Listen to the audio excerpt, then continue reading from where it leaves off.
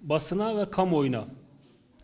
Bizler Avrupa'da ikamet eden Türkiye'li Müslümanlar olarak Kürdistan'da dindar insanlara ve İslami kuruluşlara yönelik artarak devam eden saldırıları kaygıyla takip etmekteyiz.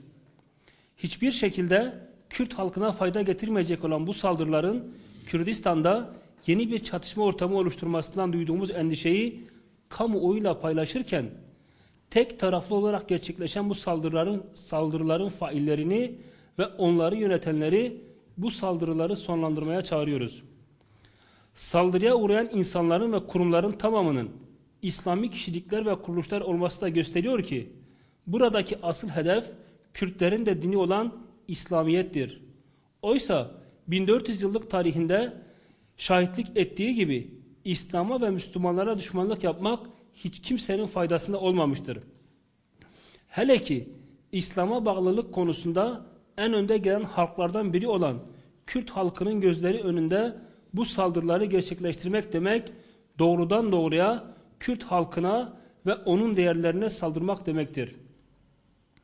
Yapılan saldırıların PKK-BDP kanadının gençlik yapılanması olarak lanse edilen YDHG tarafından üstlenilmesi saldırıların arkasında kimlerin olduğunu açıkça ortaya koymaktadır.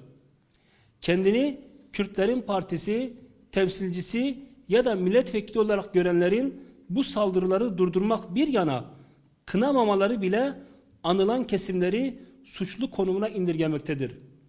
Oysa saldırıya uğrayanlar dışarıdan getirilip oraya iskan edilen insanlar değildir. Özbeöz ve en azından saldırganlar ve saldırganların amirleri kadar Kürdistani renkler taşımaktadırlar.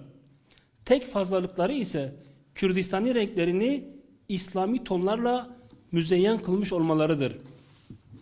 Bu münasebetle her şeyden önce PKK-BDP kanadını bu saldırıları durdurmak için harekete geçmeye davet ediyoruz. Eğer bu olayların arkasında olduğu iddia edilen karanlık el kendilerinin değilse çıkıp bu saldırıları lanetleyerek kınamalıdırlar. Onlar masumsalar eğer bunu ispatlamak adına saldırıya uğrayanları sahiplenmeleri, geçmiş olsun mesajları yayınlayarak kendi tabanlarına saldırılar konusunda kukla olmamaları için mesajlar vermeleri lazımdır. Aksi durum yani sessiz kalmaları veya olayları tasvip etmeleri ise doğrudan doğruya olayın sorumluluğunu üstlenmeleri anlamına gelir. Rojava'daki olayları bahane ederek başta Hüdapar olmak üzere diğer İslami kurumlara ve üyelerine saldırmak en basit ifadeyle aymazlık ve insafsızlıktır. Hüdapar sözcülerinin defalarca biz Rojava'daki savaşın tarafı olmayacağız demelerine ve sorunun çözümü için aracı olmak istemelerine rağmen bunun görmezlikten gelinerek Hüdapar'ı sanki orada savaşan bir tarafmış gibi lanse etmeyi büyük bir haksızlık ve saldırganlık olarak telakki etmekteyiz. Ayrıca Hür Dava Partisi sözcülerinden Sayın Said Şahin'in hiç kimse bizi El-Kaide ile özdeşleştiremez sözünün de dikkate alınarak iyice değerlendirilmesi gerekmektedir. Resmi ağızdan yapılan bu açıklamaya rağmen Hüdapar ve Müstazaflar camiasını Rojava'da El-Kaide ile beraber Kürtlere karşı savaşıyor diye suçlamak hiçbir insaf ölçüsüyle bağdaştırılamaz. Olaylara sessiz kalarak halkın birbirini kırmasından rant devşirmeye çalışan devlet ve AK Parti iktidarı da yaşananlar konusunda sorumluluk sahibidir.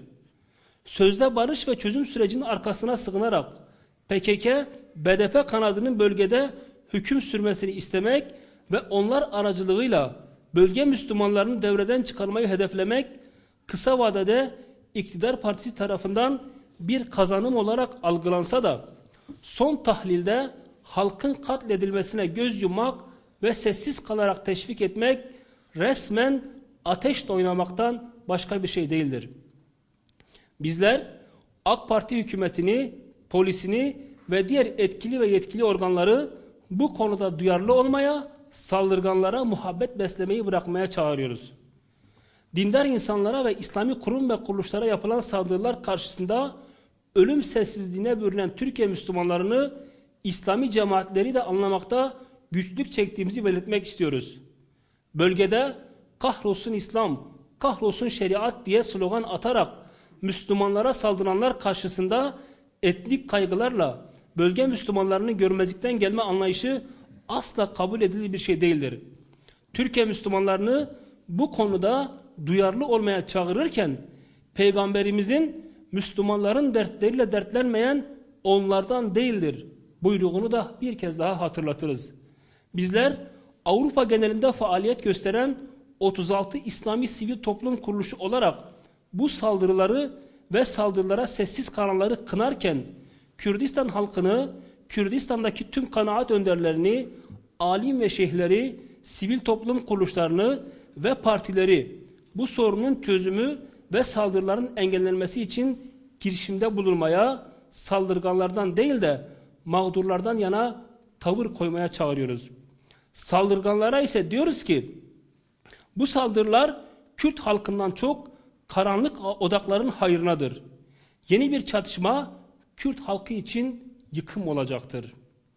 Bu saldırıların mağdurlarına, özellikle Hüdapar ve Mustazaflar Cemiyeti'ne saldırılar karşısında gösterdikleri sağduyulu ve barışçıl tavırlardan dolayı teşekkür edip takdirlerimizi sunarken desteklerimizi ve geçmiş olsun dileklerimizi de iletiriz. Avrupa'da faaliyet gösteren 36 İslami Sivil Toplum Kuruluşu adına Basel Said Nursi Derneği.